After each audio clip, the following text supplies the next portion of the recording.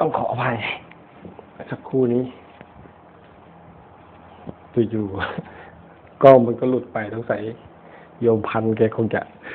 มาเยี่ยมมาเยียนแต่ไม่เป็นไรแล้วก็ต้องขอโอกาสขอสมากรรมด้วย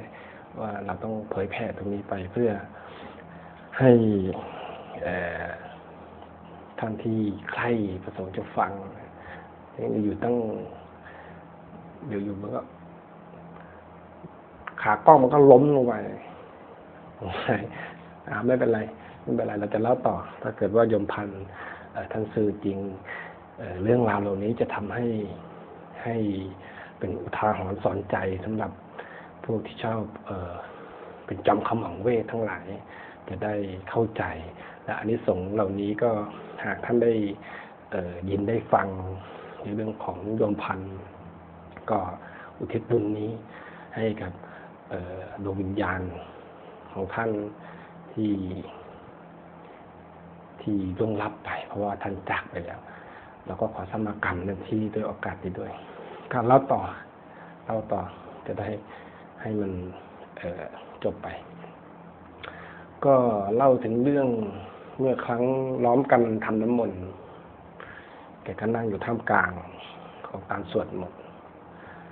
ในช่วงนั้นเป็นการเข้าพรรษาก็จะมีพระอยู่ในพรรษา4 รูปแล้วมีหลวงพ่อเป็น5 รูปแล้วก็สวดมนต์กันถึงบทธรรมจักรพอบทธรรมจักรเนี่ยมันจะมีสร้อยที่คล้ายๆกันอุตตปาที่อานังอุตตปาที่ปัญญาอุตตปาที่วิชาอุตตปาที่อาโลโกอุตตปาที่ตังโคปณิตังทุกขังอริยสัจอะไรเงี้ยมันจะมีเปลี่ยนอยู่นิดเดียวแล้วโยมพันแกเป็นคนที่สวดธรรมจักรได้แล้ววันนั้นการทำน้ำมนต์เราก็เพ่งไปที่กระแสน้ำมนต์ที่ทำหรือเพ่งไปที่เทียนน้ำมนต์มันก็เลยสวดผิดแกก็ลุกขึ้นมาเลยหลวงพี่สวดผิดตุ๊สวดผิดนี่มันพอใจบทนี้นี่เท่านั้นเราตกใจทุกคนตกใจยืนเท้าเสวยืนเท้าซาเอลเลยว่าสวดผิดเราก็เลยตกใจเราก็เลยไม่เป็นไรนั่งแล้วสวดให้ใหม่สัมภเวสีบางตนบางพวกที่มันเป็นตัวเป็นตนที่มันเกิดจากความพวกจอมขมังเวทแล้วมันตายไปแล้วเข้ามาสิงสู่ไว้เนี่ยเข้ามากินตัวเนี่ยมันเป็นจอมขมังเวทมันสวดได้เอาตายนะหลวงพ่อก็เลยบอกไม่เป็นไรสวดธรรมจักรให้จบไปก่อนให้ทับฤทธิ์คือจบให้มันจบไปเราสรรเสริญคุณพระเจ้าเราก็สวดไปให้มันจบไปถึง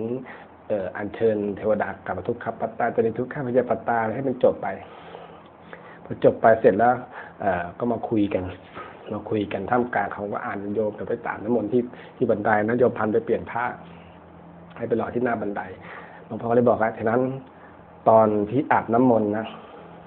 ให้ท่องเร็วๆหรือให้ท่องในใจแล้วก็เพ่งกสิณไปในน้ำมนต์นะให้มันเป็นเปลวไฟที่จะคอยเผา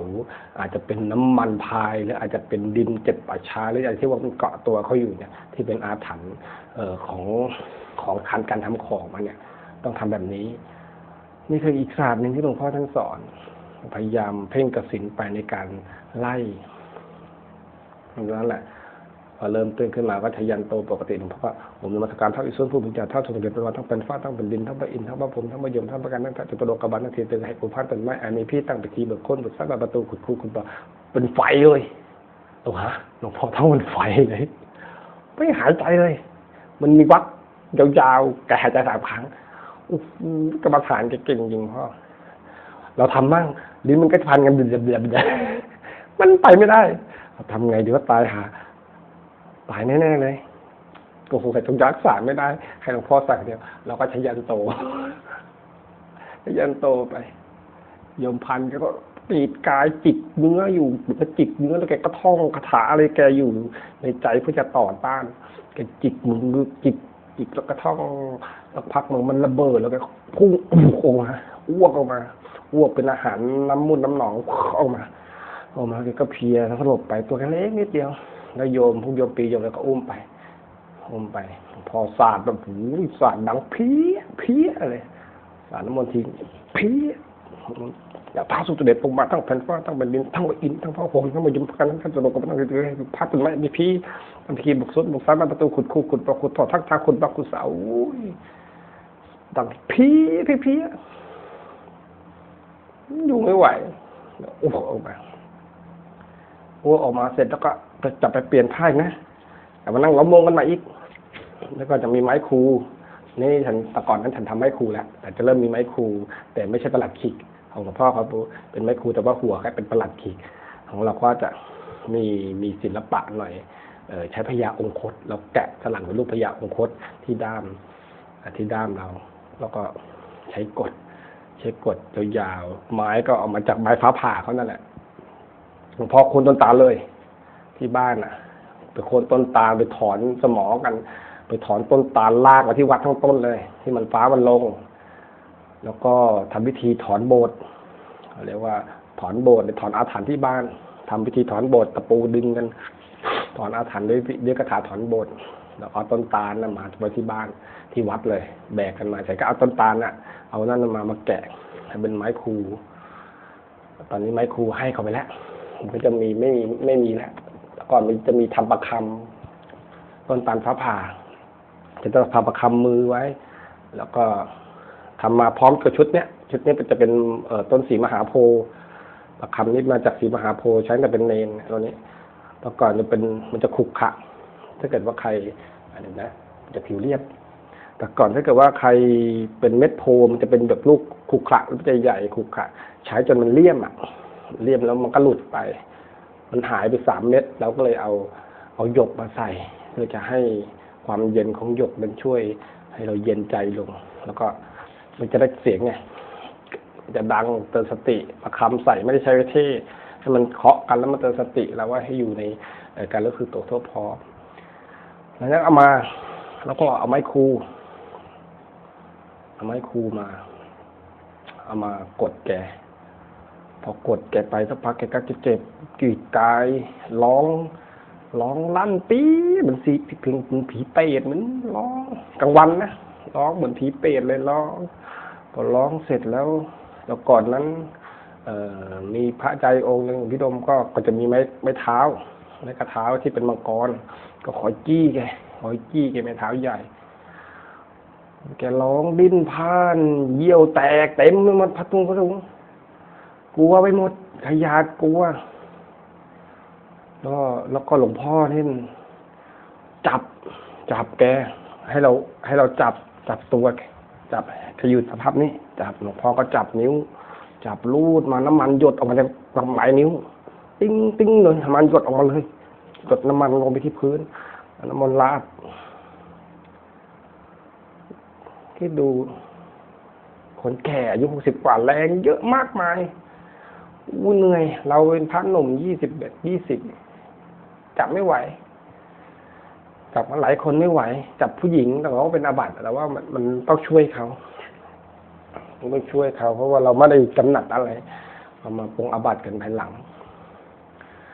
แล้วก็สลบไปเด็กก็สลบไปด้วยการกรีดกายหลวงพ่อก็คือเรื่องของแรงมากเลยโดนคนเล่นของด้วยกันแกก็เป็นคนมีของเงินพันแกก็จะมีของแกก็เลยถามว่าที่จะชนะไอ้คนนั้นได้แล้วของทั้งหมดมันก็จะกลับอยู่ที่แกนี่แหละแกเป็นคนเล่นของเราก็เพิ่งรู้หลังจากที่ผัดเปลี่ยนผ้ากันใหม่แกเป็นคนแก่แล้วสักจำเต็มเลยโอ้โหไม่น่าเชื่อผู้หญิงเต็มหลังเลยสักอีเป๋อสักอะไรโอ้โหแกเป็นคนเล่นของแล้วก็โหเพิ่งรู้ว่าการโดนฝังรูปฝังรอยระหว่างคนเล่นของด้วยกันเหี้ยมมันเป็นอวิชชาที่เหี้ยมมากที่เป็นโหดร้ายกับการใช้ชีวิตมากหากว่าเชื่อในเรื่องของการฝังรูปฝังรอยแล้วกันเล่นของอวิชชานี้เป็นวิชาที่บาปอาถรรพ์ตกนรกพอถึงเวลาแล้วตายไปเป็นเปรตเป็นผีอสุรกายพวกนี้สัมภเวสีที่มีฤทธิ์เดชหากว่าทำดีหน่อยมีบุญกุศลหน่อยก็จะเป็นเทวดาจะเป็นสัมภเวสีที่เกาะตามยอดจอมปลวกมั่งหรือ ตามต้นไม้ตามต้นกล้วยตัวตามต้นตะเคียนอะไรพวกนี้เราก็แจ้งตัวเองว่าเป็นแม่ตะเคียนเป็นเจ้าพ่อปู่จอมทองอะไรพวกนี้ไอ้พวกนี้แหละอย่างนั้นต้องคอยระวังด้วยเช่นเดียวกันหากว่าขั้นใดที่ยังยิ้มกระยิมอยู่ในการเป็นวิชาอาคมหรืออะไรพวกนี้ก็ขอให้พยายามเล่นศาสตร์ขาวศาสตร์เปิดนะมีศาสตร์ปิดก็จะเพราะว่าศาสนาทุกวันนี้มันก็เจริญรุ่งเรืองแล้วก็ถึงที่สุดมันก็จะกำลังเมื่อถึงที่สุดแล้วครั้งหนึ่งมันกำลังจะดำดิ่งอยู่นี่ก็เป็นถึงพุทธพยากรณ์แล้วมัน2560แล้วพุทธเจ้าพยากรณ์ไว้มันกึ่งศาสนาแล้วก็มันจะทำให้ความเสื่อมเหล่านี้จะเกิดเติบโตขึ้นดังพยากรณ์ที่ว่าพวกเสนามารพญามารเหล่านี้จะครอบครองใจมนุษย์นี่แหละนี่สิ่งที่เราเห็นมากระตาสำหรับพวกคนเล่นของทั้งหลายก็วอนไว้ต้องทำความเข้าใจก่อนในเรื่องของความเชื่อส่วนบุคคลท่านใดไม่เชื่อก็ไม่เป็นไรแต่นี่คือเรื่องจริงที่เราประสบมาหลังจากนั้นโยมพันธุ์ก็ตื่นขึ้นท่ามกลางของความเบื่อหน่ายชีวิตว่าสิ่งพวกนี้มันเอาออกไม่ได้มันก็บอกหลวงพ่อโยมเขาบอกหลวงพ่อออกมาได้ถ้าเกิดเอาออกไปจากเราก็ตายด้วยเพราะว่ามันกินจนเป็นไขกระดูกกินกันจนเป็นเนื้อหนังกินจนเป็นตัวเดียวกันแต่รักษาได้ก็คือธรรมะพุทธเจ้าที่ว่าเขาสะกดตัวเองอยู่ที่ผ่านมาที่สวดบนท่องบนธรรมจักรสวดตั้งสมาธิอย่างเคร่งครัดนี่แหละก็เพราะว่าเรื่องนี้แหละหลังจากที่ฟ้ามันลงจิตแกก็เลยป่วนพอจิตป่วนพลังฟ้ามันเยอะมันก็เลยทำให้อกุศลเนี่ยมันผุดขึ้นมามีพลังด้วยนี่ก็จะเป็นเรื่องของการฝังรูปฝังรอยหากท่านใดที่ฟังดูแล้วเหมือนกับไม่น่าจะมีจริงวันนี้มีจริงนะครับวันนี้มีจริงธรรมะพระเจ้าเท่านั้นที่จะช่วยท่านได้จงเร่งปฏิบัติอยู่ในศีลในธรรมอยู่ในการทำวัดสวดมนต์เจริญภาวนาอยู่ในการทำทานบารมีอยู่ในทำการบุญอดิเรกต่างๆที่จะแสวงหาบุญใดได้ก็รีบทำเป็นคนสัตว์สิ่งของที่ท่านจะช่วยเหลือได้ท่านก็ทำเสียอย่าปล่อยเวลาให้หายใจลดต้นคอกันไปแล้วก็ถึงเวลาแล้วก็เราไม่ทราบด้วยว่าจะมีเสียงสาปแช่งหรือจะมีคนทำของใส่เราไหมมันก็จะมีเรื่องเหมือนกับลมเพลลมพัดบางทีคนทำของครั้งหนึ่งเราเดินทุดงไปเขมรตอนนั้นอยู่ศรีสะเกษไปทุดงเขมรพระเขมรเพื่อนกันที่เป็นสาธมิกแต่ก่อนนะเขาก็จะบอกในคืนวันโกนเนี่ยว่าท่านถ้าเกิดว่าท่านพักภาคกลางเนี่ยพวกพระเขมรเขาจะชอบเพราะพระภาคกลางเนี่ยชอบลองของพระภาคกลางเขาจะปล่อยของกัน